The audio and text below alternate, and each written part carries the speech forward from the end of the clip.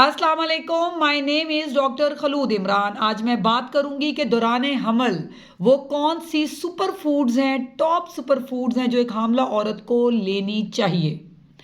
जैसा कि हम सबको पता है कि एक जो हामला औरत है उसने आयरन लेनी है, कैल्शियम लेनी है। जैसा कि डेली बेसिस पे हम कहते हैं कि जी आप एग लें, मिल्क लें, पानी का इस्तेमाल ज़्यादा करें। उसके अलावा ट्वाइस अ वीक मीट गोश्त का इस्तेमाल करें जिसमें मटन और बीफ आता है। ये तमाम वो चीज़ें हैं जो हामला ख़वातीन को अमूमन जो है वो हम लोग घरों में भी सुनते रहते हैं और डॉक्टर्स भी रिकमेंड करते हैं।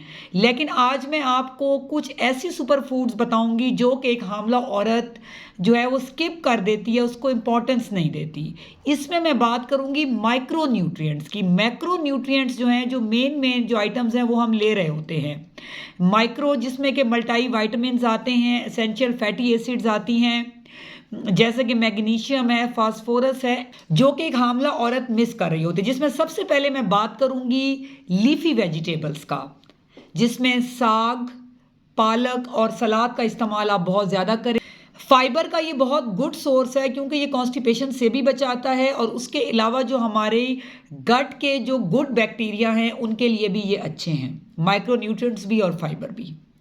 उसके अलावा जो है आप लोगों ने फैटी एसिड्स लेने हैं, इसेंशियल फैटी एसिड्स, जिसमें कि मैं नाम लूँगी ओमेगा 3 फैटी एसिड्स का। ये रिच है फैटी फिश में। अगर आप इसको अपनी फूड में शामिल करेंगे तो ये बच्चे की आई डेवलपमेंट, बच्चे की आँख और उसके ब्रेन दिमाग की डेवलपमेंट के लिए बहुत ज़्यादा अच्छे हैं और इसेंशियल हैं और ज़रूरी हैं।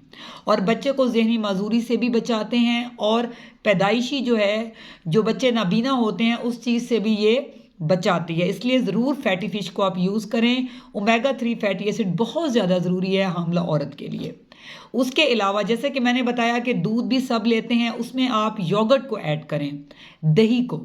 इसके अंदर प्रोबायोटिक्स हैं जो कि एपिगैस्ट्रिक बर्निंग के लिए, मैदे की तेज़ाबियत के लिए बहुत अच्छा है।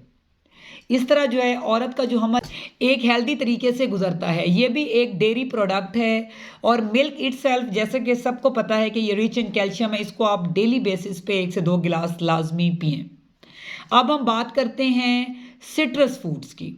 सिट्रस फूड्स में जैसे कि आजकल सीज़न है ऑरेंजेस का या लेमन, आप फूड में शामिल कर सकते हैं। ये रिच इन विटामिन सी है। जो विटामिन सी है ये इटसेल्फ भी बहुत अच्छी है स्किन के लिए, लेकिन इसका जो सबसे अहम रोल है कि ये आयरन को एब्जॉर्ब करवाती है। जो आयरन अगर हम जो एक हामला खातून जो है वो गोश्त में यूज़ कर रही है तो उसकी जो आयरन है उसको एब्जॉर्ब इस विटामिन सी ने करवाना है। तो अगर आप विटामिन सी भी साथ लेंगे तो वो इस आयरन को अच्छा एब्जॉर्ब भी करवाएगी और जिस्म में खून की कमी नहीं होने देगी। अब हम बात करते हैं नट्स और सीड्स की। सीड्स में जो है जिसको बीज कहते हैं आप, जैसे कि चलगोज़ा है या जो सनफ्लावर सीड्स हैं, ये रिच होते हैं माइक्रो न्यूट्रिएंट्स में, ऐसे न्यूट्रिएंट्स जो हमें डेली बेसिस फूड में नहीं मिल रहे होते।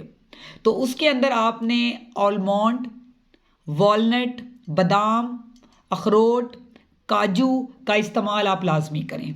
ये रिच होते हैं फाइबर में, कैल्शियम भी इसमें कुछ होती है, लेकिन फास्फोरस और मैग्नीशियम ये बहुत रिच है, जो कि एक माइक्रो न्यूट्रिएंट है और बच्चे की डेवलपमेंट के लिए और मदर इटसेल्फ के लिए, उसकी बोन डेवलपमेंट के लिए कैल्शियम के साथ बहुत ज़्यादा इंपॉर्टेंट है।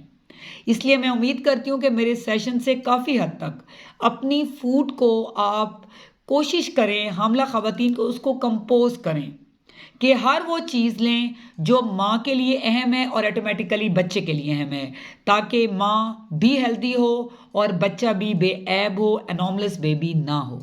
Stay safe, stay healthy. Thank you so much. अल्लाह हाफिज़।